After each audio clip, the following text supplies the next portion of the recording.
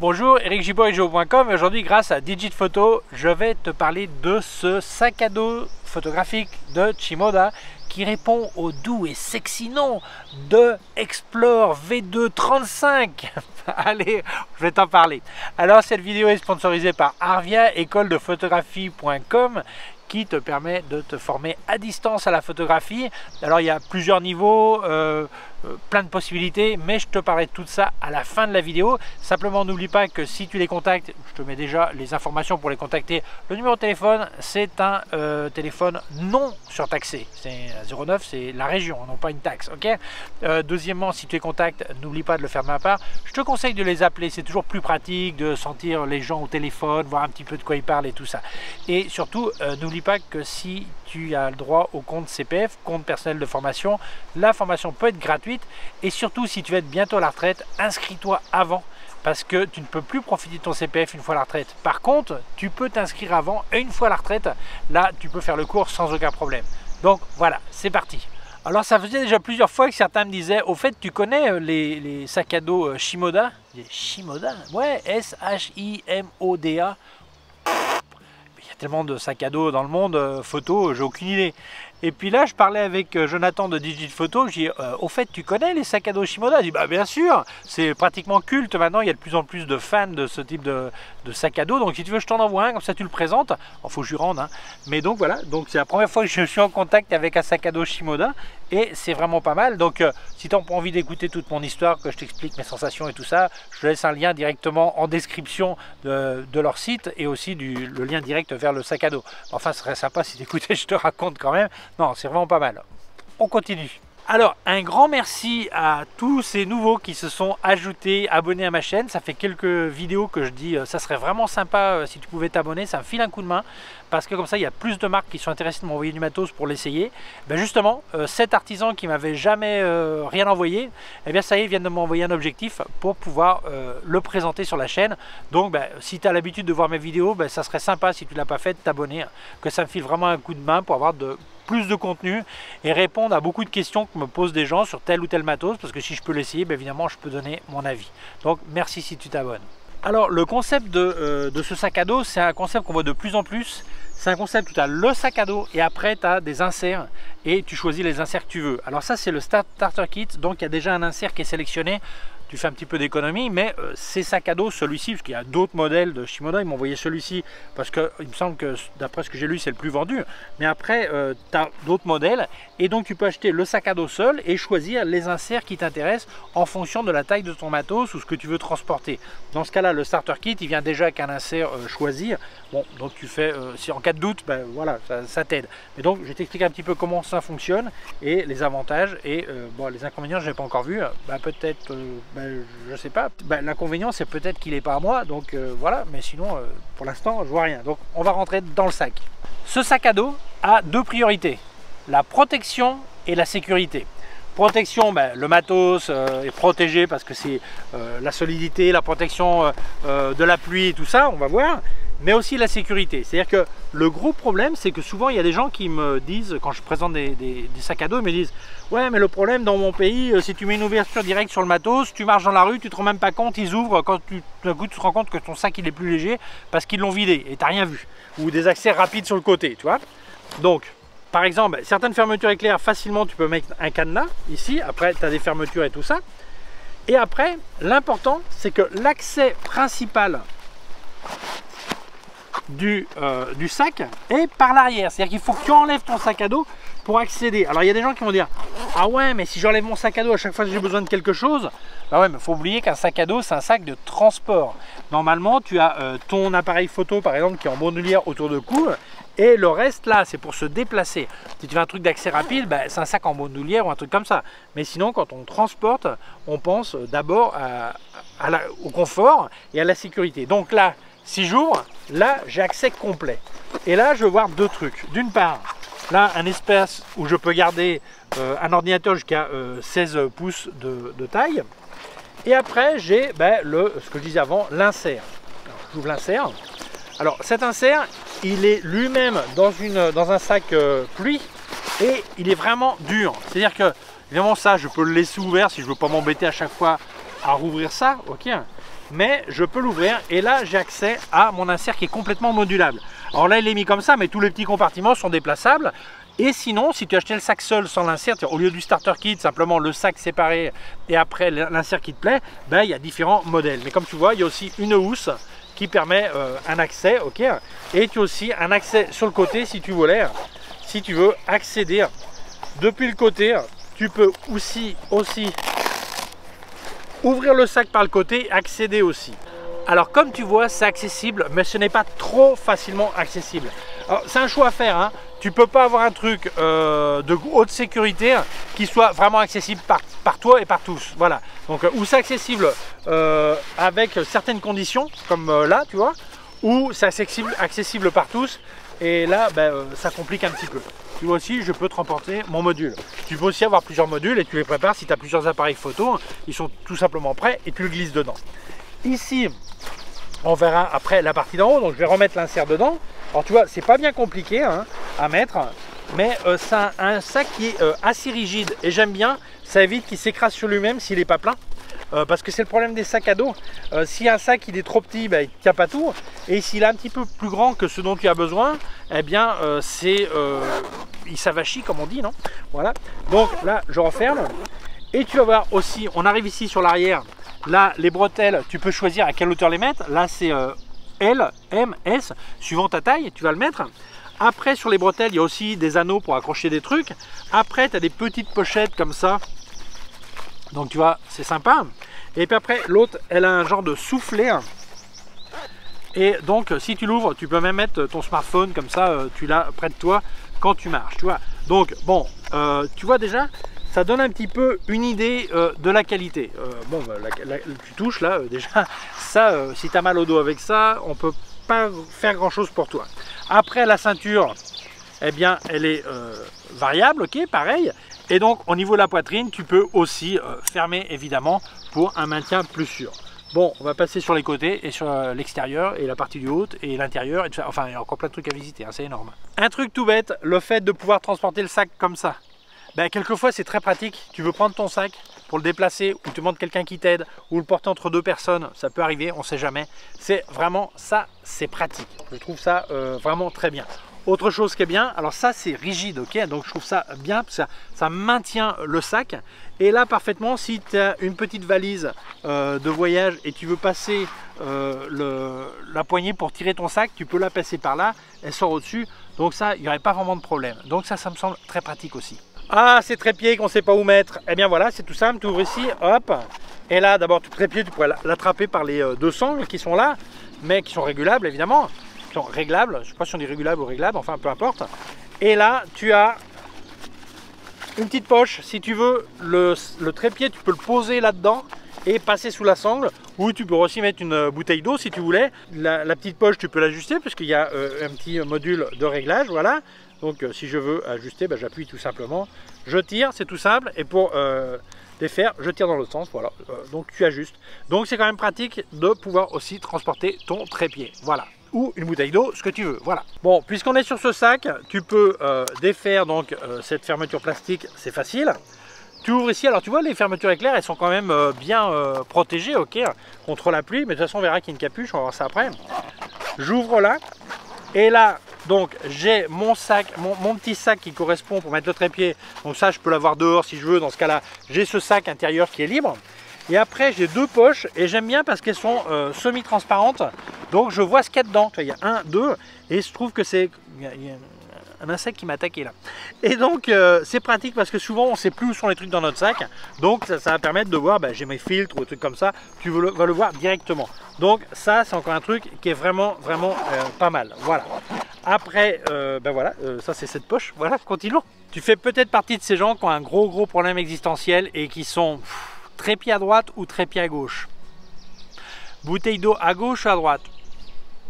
T'inquiète, j'ouvre, hop, et voilà, là pareil, trépied ou bouteille d'eau ou ce que tu veux. Voilà, nickel. Alors n'oublions pas que ce côté te donne aussi l'accès complet si tu veux. Alors là, tu as une sécurité, je vire, voilà, la sécurité, ok, accès complet au côté là, mais dans ce cas là, si tu vas vouloir prendre ton matos de ce côté, bah, d'une part tu as moins de sécurité, ce qui est accès rapide, parce qu'il faudrait que tu ne mettes pas cette housse bleue à l'intérieur pour avoir accès rapide. Mais enfin, c'est à toi de décider la mesure de sécurité et le mode d'accès de ton matos. Mais enfin, ça te laisse le choix, et je trouve ça vraiment sympa et super. Partie de derrière, ça fait un peu bizarre de dire ça, partie arrière, j'ouvre, donc là tu as une poche. Alors là, il n'y a pas une sécurité spéciale. Bon, tu pourrais mettre un cadenas ici à ce niveau-là.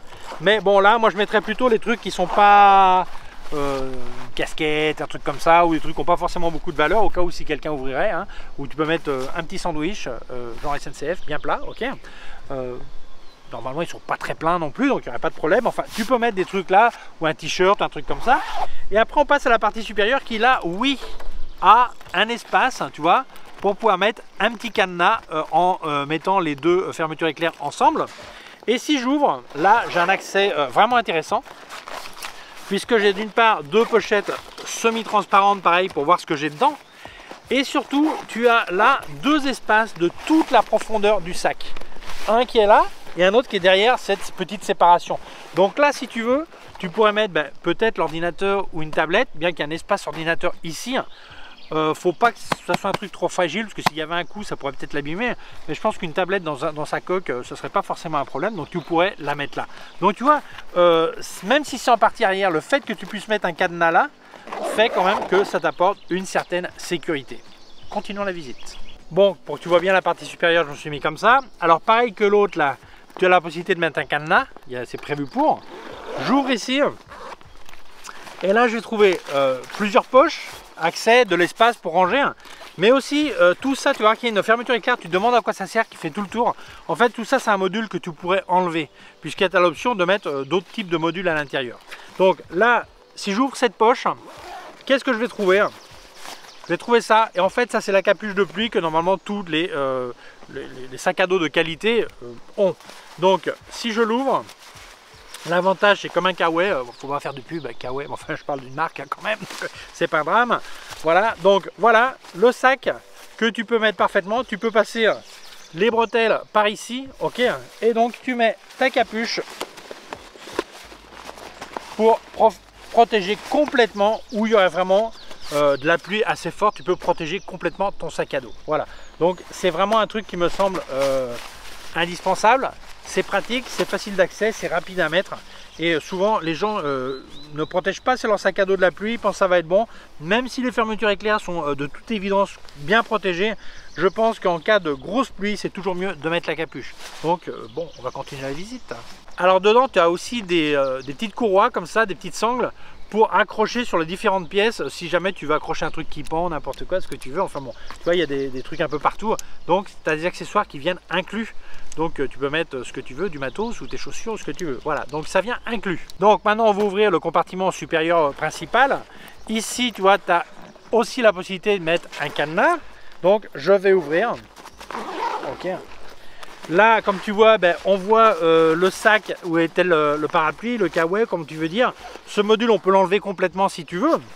Ici, tu as accès complètement à l'insert si tu voulais le sortir par là, ce qui n'est pas très logique, mais enfin bon, voilà, tu peux. Au cas où tu ne mettrais pas son petit Kawaii, voilà, tu peux aussi accéder au truc. Par ici, tu pourrais aussi sortir l'ordinateur si tu veux. Et un truc qui me semble, c'est la première fois que je vois ça, sincèrement, tu te rends compte que ce sac à dos a une armature métallique, tu vois, ce qui lui permet, qui fait tout le tour, ce qui lui permet d'être rigide. Donc non seulement c'est bien pour la protection de ton matos, que ce soit bien tenu, mais aussi pour ton dos, c'est beaucoup plus confortable, quelque chose qui est rigide, bien que bien rembourré, ok, que quelque chose qui bouge trop quand tu marches. Donc voilà, c'est un truc qui me semble vraiment super. Donc là je vais te donner des informations techniques et je crois qu'on aura fini la visite. Alors il y a aussi une petite poche secrète pour passeport. Je ne montre pas où elle est, on va pas donner des pistes aux gens qui regardent la vidéo, mais que tu saches qu'elle existe, voilà. Bon, alors voyons quelques petites données techniques. Alors j'en ai pas pour 3 heures parce que la visite a déjà été assez détaillée. Je vais donner la taille extérieure, 54 cm de haut sur 29,5 de large, 20 d'épaisseur. Si on parle de l'intérieur, c'est 53 de haut, 19 d'épaisseur et 28,5 de large. Dedans, il tient un ordinateur d'environ 25,5 par 38 par 2 cm. C'est à peu près ce qu'on appelle les 16 pouces, donc jusqu'à cette taille. C'est un poids de 2 kg. C'est une garantie de constructeur de 5 ans. Alors il faut que tu t'enregistres dans leur site web, mais enfin 5 ans, vu comment on tape fort dans les sacs à dos, c'est quand même un truc qui est pas mal. Alors moi les trucs que je trouve vraiment super, c'est l'accès par le dos, donc c'est une super sécurité, et latéral aussi si tu le veux, mais si tu veux pas, ben, ça évite quand même les curieux, voilà, donc je trouve ça pas mal. Après, ben, la qualité, c'est du nylon, ça me semble une super qualité, mais c'est vraiment la qualité, les fermetures éclair, vraiment pas mal. Le fait qu'il y ait certaines choses avec double accès, ça me semble très pratique aussi. Donc je pense que c'est un sac à dos qui est complètement recommandable. Et ce que j'aime aussi, si par exemple tu as deux genres de matos photo et tu les utilises pas toujours ensemble, eh bien, ou peut-être jamais ensemble, ben, tu dis ben voilà, au lieu d'acheter un deuxième sac à dos, j'achète un insert et j'ai ça qui est prêt à la maison, c'est dedans, je sors celui-là, je mets l'autre et je continue ma route. Donc ça, moi je trouve vraiment ça super et recommandable. Donc si c'est quelque chose qui peut t'intéresser, ce modèle ou un d'entre eux qu'ils ont, parce qu'ils en ont plusieurs, ben, je t'invite à visiter le site web de Digit Photo qui est en description. Si tu le fais, n'oublie pas, ça serait très gentil de ta part, de là où ça marque code de créateur, marqué Gibo, ça me file une petite aide, donc je te remercie. Il y a aussi un lien direct à ce kit qui est tout prêt, donc tu n'as pas à choisir d'insert ni rien, c'est tout fait, voilà. Donc je pense que c'est vraiment très bien et complètement recommandable. Alors les sacs à dos évidemment chez les photographes, alors ça fait un peu machiste ce que je vais dire. Un sac à dos de photographe, c'est un petit peu comme le sac des femmes, c'est très rare qu'on en ait un seul, voilà. Donc le fait qu'il y ait la possibilité d'avoir deux inserts, bah, ça fait déjà quelques économies. C'est moins cher un insert qu'un deuxième sac à dos quand on n'emmène pas tout le matos, voilà. Donc bon, voilà. Donc si ça te plaît, fonce. Moi je pense que complètement recommandable. Alors n'oublions pas notre sponsor Arvia, écoledephotographie.com, qui te permet de te former à distance à la photographie. Alors c'est compatible avec son travail, mais non seulement c'est compatible, mais si tu travailles ou as travaillé en France, tu as le droit au CPF, compte personnel de formation, ce qui fait que la formation peut être gratuite. Et aussi, si tu veux être bientôt à la retraite, n'oublie pas, beaucoup de gens partent à la retraite en été et disent en septembre, une fois à la retraite, je verrai ça. Inscris-toi avant, même si tu fais la formation après, puisque le CPF, c'est tant que tu travailles ou tu es actif. Même si tu es au chômage, tu as droit. Tu as peut-être droit si tu as déjà travaillé. Mais si tu es à la retraite, c'est fini. Tu peux faire le cours une fois à la retraite, mais il faut t'inscrire avant, donc n'oublie pas ça. Alors, ils ont 4 formations qui va depuis l'amateur averti jusqu'au devenir amateur averti, jusqu'à celui qui veut devenir pro avec un bac pro. Donc, c'est suivant ce que tu veux faire. Il y a des gens qui passent un bac pro, ils ne veulent pas forcément travailler là-dedans, c'est aussi possible. Alors, les profs, ce sont des photographes diplômés qui te font faire des exercices, qui vérifient tes connaissances, qui t'aident, qui analysent les photos que tu as fait, les exercices que tu as fait. C'est vraiment très pro. C'est pratique, c'est compatible avec ton travail puisque tu vas passer entre 10 et 12 heures par semaine, donc après le boulot. Si tu le fais pendant le boulot, le dis pas au patron, ok, il voit ça, il va me tuer. Voilà, donc voilà. Donc c'est vraiment super, il y a actuellement des bons retours. Par contre, je sais qu'ils ont eu quelques petits problèmes sur les formulaires avec le site web. Involontaire, un problème technique. Donc si tu n'as pas reçu de réponse à un message que tu as demandé, je te conseille de leur passer un coup de fil. Alors le 09, c'est pas un surtaxé, hein, c'est une région, hein. Beaucoup de gens pensent peut-être que c'est surtaxé, non, c'est la région.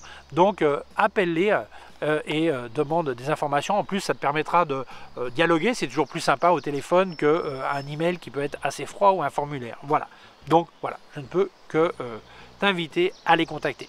Alors quand je parle d'Arvia, je donne toujours un petit truc photo. Puisqu'on parle de sac à dos, on va parler de sac à dos.